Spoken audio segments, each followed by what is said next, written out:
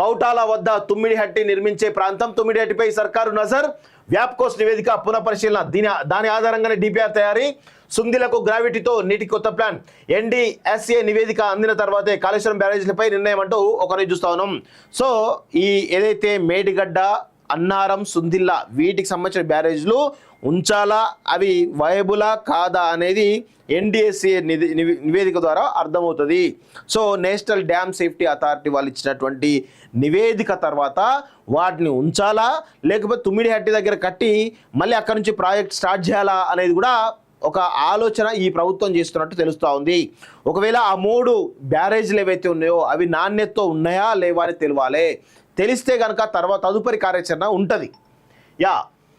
కాళేశ్వరం ఎత్తిపోతల పథకం కంటే తుమ్మిడిహట్టి బ్యారేజ్ ద్వారానే తక్కువ ఖర్చుతో గోదావరి జలాలను ఎత్తిపోయవచ్చని ముందు నుంచి వాదిస్తున్నటువంటి కాంగ్రెస్ ప్రభుత్వం అందుకు అనుగుణంగా ఆ ప్రాజెక్ట్ నిర్మించేందుకు అడుగులు వేస్తోంది. ఎన్నికల మేనిఫెస్టోలో చెప్పిన విధంగా ఆసిఫాబాద్ జిల్లా కౌటాల మండలంలోని తుమ్మిడిహట్టి వద్ద ప్రాణహిత నదిపై బ్యారేజ్ నిర్మించేందుకు సన్నాహాలను ప్రారంభించింది. ఈ క్రమంలో తుమ్మిడిహట్టిపై కేంద్ర ప్రభుత్వ సంస్థ వ్యాప్కోస్ గతంలో చేసిన సర్వే ఫలితాలు పునఃపరిశీలన చేయించే పనిలో పడింది. ఆ ఫలితాల ఆధారంగా డిపిఆర్కు తుదిరూపు ఇచ్చి అనుమతుల కోసం కేంద్ర జలవనరుల సంఘం దాఖలు చేయింది. గతంలో తుమ్మిడిహట్టి నుంచి ఎల్లంపల్లి నీటి తరలించాలని ప్రతిపాదించగా తాజాగా గ్రావిటీతో సుందిల బ్యారేజ్కు నీటిని తరలించేటువంటి కొత్త ప్రతిపాదన ప్రభుత్వం తెర మీదకి ఇచ్చింది. తుమ్మిడిహట్టి బ్యారేజ్ ప్రతిపాదిత ప్రాంతం నుంచి అంటే గతంలో ఉన్నటువంటి ప్రతిపాదిత ప్రాంతం అని చెప్పేసి క్లియర్గా తెలుస్తూ ఉంది. సో ఇక్కడ విషయం ఏంటి అంటే తుమ్మిడిహట్టి ఇక్కడ ఎల్లంపల్లి, ఎస్ఆర్ఎస్పి, అదేవిధంగా దీని దగ్గరలో ఇక సుందిల్లా, ఇక్కడ నుంచి ఇక్కడికి, ఇక్కడ నుంచి ఇక్కడికి, ఇక్కడ నుంచి ఇక్కడికి అనుకోవటాదు ఇది. సో సుందిల్లా, ఇక ఇది అన్నారం, ఇది మేడిగడ్డ.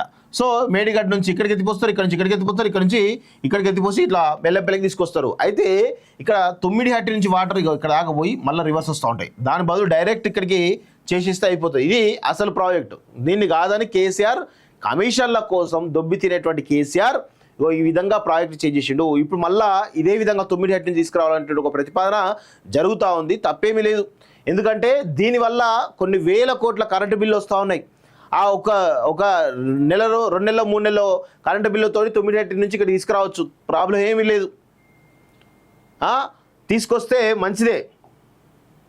సో మొత్తానికైతే తుమ్మిడిహట్టి పైన ఈ కాంగ్రెస్ ప్రభుత్వం నజర్ పెట్టినట్టు తెలుస్తోంది. తుమ్మిడిహట్టి ద్వారా నీళ్లు తరలించాలనేటువంటి ఒక ఎల్లంపల్లికి తరలించాలి, ఎల్లంపల్లి కంటే ముందు సుందిలకు తరలిస్తే ఎలా ఉంటుంది అనేటువంటి ఆలోచన చేస్తున్నట్లు స్పష్టంగా అర్థమవుతుంది. సో అందుకే అన్నారం కానీ మేడిగడ్డ కానీ ఈ 2 కూడా వయబుల్ కాదు. వయబుల్ అంటే అవి నాసిరకంగా నిర్మాణం చేయడం వల్ల అక్కడ బొంగలు ఏర్పడుతూ ఉన్నాయి. ఎప్పటికైనా కానీ ఆ బ్యారేజ్లు కూలిపోయేటువంటి ప్రమాదం ఉంటుంది అనేటువంటి కోణంలో మళ్ళీ తుమ్మిడిహట్టి నుంచి సుందిలకు, సుందిల నుంచి ఎల్లంపల్లి, ఎల్లంపల్లి నుంచి ఎస్ఆర్ఎస్పి ఇవన్నీ కూడా కిందికి వచ్చేటువంటి మేడారం, రంగనాయక సాగరు, మల్లన్న సాగరు అన్ని ప్రాజెక్టులు కూడా వాటర్ని తరలించేటువంటి ఒక ప్రక్రియ కనబడతా ఉంది.